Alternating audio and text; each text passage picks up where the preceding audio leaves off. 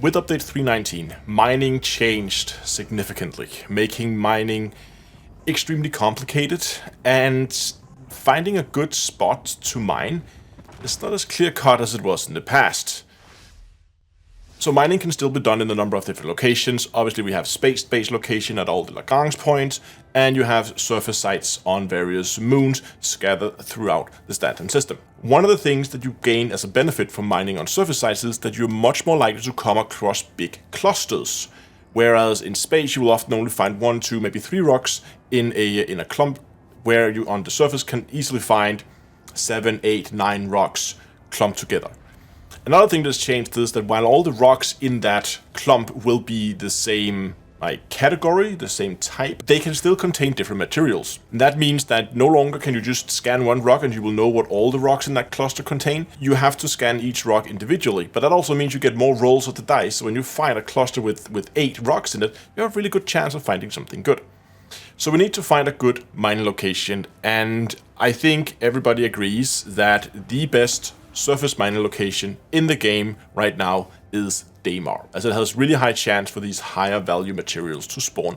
However, this is where we run into our first issue, because we also need to refine our materials once it has been mined.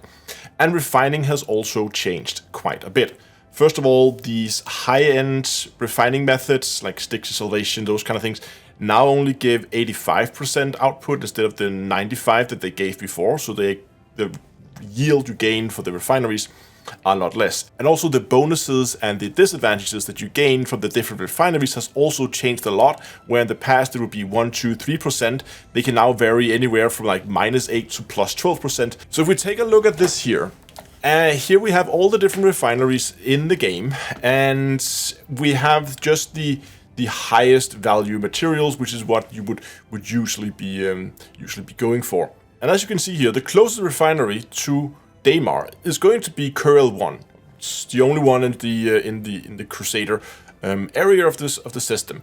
But also look at the bonuses here: -6 to some of the highest value materials, and -8, -2. Really only Beryl is the one that it has a bonus to. Otherwise, it's a drawback on all of them. Kurile 1 is probably the worst refining location in the game right now. Maybe Argyll 4 is up there too, but I would still argue that Kurile 1 is the worst refining location. However, if we go out to something like Miguel 5, Miguel 2, you get really good refineries out there. The problem, of course, is the distance to Miguel 5 from Daymar. So here's the problem. If we want to use Miguel 5 as our refinery, problem is, we can see here with the VK00 drive, while we would technically be able to do it in 6.5 minutes, we do not have the fuel for it. Best drive we can get that can actually make that distance is the Voyage drive. We will do the trip in 8.5 minutes, just to go. Actually, I typed that in wrong. It should be 62 here. My bad. There we go. In about 8.5 minutes to just one way. And that means now we're empty. So that means if you leave that refinery, you fly to Daymar, you need to find refueling on Daymar, and then you need to fly back once you're done mining. Usually it takes me around 20 minutes to fill up a prospector. So that means we spend 20 minutes mining, and then we end up spending 17 minutes traveling, plus the refueling times out at Daymar, plus the refining times we need to go down to the refinery. That means we spend more time flying back and forth, refining, refueling, than we spend actual mining, and it's just not efficient. Now, another refinery that's actually decent when we look at it is Argyll 2, and is also a lot closer. Argyll 2 is only 45 million kilometers away from Daymar. So now we're beginning to get a little closer, and maybe that's actually worth it. Foxfire, there we go. If we put on the Foxfire drive, this drive can go there and back without refueling. That means with this one, we don't have to do the refuel stop out on Daymar, but we can just go there and back and then refuel at the refinery. But we still see again, because it's a slower drive, we are still spending 8.5 minutes traveling each way back and forth. So we save the refueling time by going here, but the travel time is the same. So in this situation here, you're actually better off going out to Miguel 5, because travel time is about the same. You get a better refinery, but you have to spend a few minutes refueling, obviously. So if we look at the potential for using Argyll 2 as our refining station, as I said, 20 minutes to fill up the prospector, then the total travel time and potential refueling stop, I've allocated 16 minutes for that. Again, if you use the burst, it was 6 minutes, 14 seconds. That means it comes up to 13 seconds, and then you need to do the refuel, 3 minutes for the refuel. So I set it to 16 minutes. And then I set off 5 minutes to dock your ship, head into the refinery, set up your refining process, head back out, spawn your ship, and get back out, and begin getting into Quantum. I think 5 minutes is fair for all those tasks. And that gives you a total time of 41 minutes for round trip time if you use Argyll-2 as your base of operation. And that means that you can bring in 1.46 fully loaded prospectors per hour with materials if you use Argyll-2. Now, if we compare that to Kerbal-1, now we know that's the bad refinery, we don't get that good yields, but here, because we're so much closer, we can use the VK00 drive, and the distance out there is only about 2 million kilometers. That means it takes like a minute and a half to fly there. So that means all of a sudden we still spent 20 minutes mining, but now we only spend 3 minutes traveling, because we don't need to refuel. It can make it there and back, no problems. It can do that multiple times without refueling. And we still spent the 5 minutes on refining processes. That means now we have a round trip time of 28 minutes. And with 28 minutes, that means we can bring back 2.14 loads of materials per hour. Now, as I said, Kerbal-2 is a worse refinery than Argyll-2.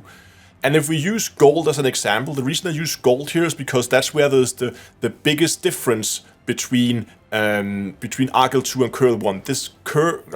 Gold is where you get the most benefit from going out to Argyll-2. So if it's not profitable with gold, it's not going to be profitable with any of the other materials, as this is the best case scenario for going to Argyll-2. So if we compensate for the refining losses, where again, normally we would get 85% yield, and then we have the 7% bonus that we get from Argyll-2 when we refine gold, we end up with getting 1.33 fully loaded prospectors per hour refined. If we do the same calculations for Kerbal-1, we end up with 1.69 fully loaded prospectors refined after losses and debuffs. So that means that even though the Kerbal-1 refinery is the worst in the game, statistically, it gives you a higher payout per hour if you go there, simply because you cut down the travel time so significantly. Now, this is why, if you are considering going into the mining proficiency, I highly recommend that you begin to save up for a mole. The Argo mole costs around 5.1 million credits. Because it's a bigger ship, you get size 2 lasers. Not only do you get 3 different lasers, which in itself is a huge value right now, because you can have lasers for different type of rocks, so you can have one, but that's a different video on its own. That's a very complicated topic with laser builds. I'm gonna cover that in the future, so get subscribed if you want to see that. You get around 30% more power out of your lasers. You get 10% higher inert filtering on your lasers. It goes from 30 to 40%.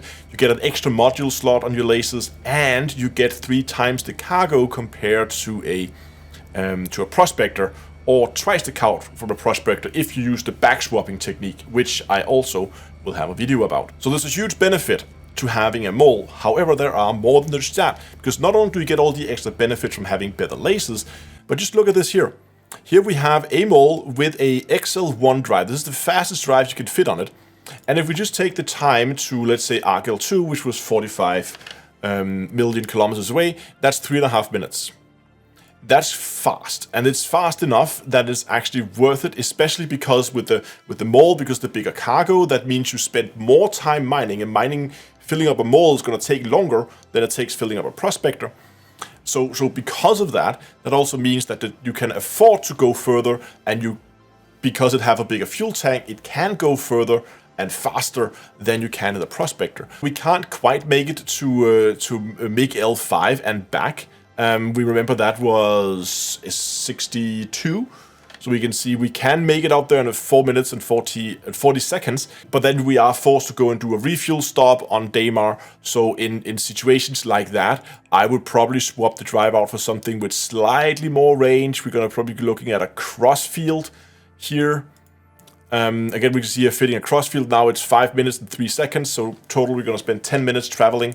If we assume it takes, let's say, 45 minutes to fill up the mall, then the 10 minutes travel time is suddenly a very small percentage. So whether it is 3 minutes or 20 minutes doesn't really matter much. So upgrading to a mall means that you not only get much better lasers, more powerful lasers with better filters and more modules, and you get more cargo, but you also get access, easy access to much better refineries, making it an excellent solo mining ship. My recommendation for now is, if you are a prospect miner and you're mining solo in a prospector, I recommend what you do is that you go to Daymar, you mine on Daymar, you mine for the highest value materials, and then you go to Corel 1. Statistically, it's the best place to go for your refining, and use the money that you make through your mining to go out, upgrade it to a mall whenever you can, and then you have a much better profit margin as you can mine bigger rocks and you can carry more cargo. It's awesome. I have a lot more mining videos coming out in the near future, so if you are interested in mining in Star Citizen, if you want to make yourself a ton of money, then stay tuned to the channel, as I will have a lot more analysis for you. But that's it for today. Thanks a lot for watching, and until next time, I'll see you guys in space.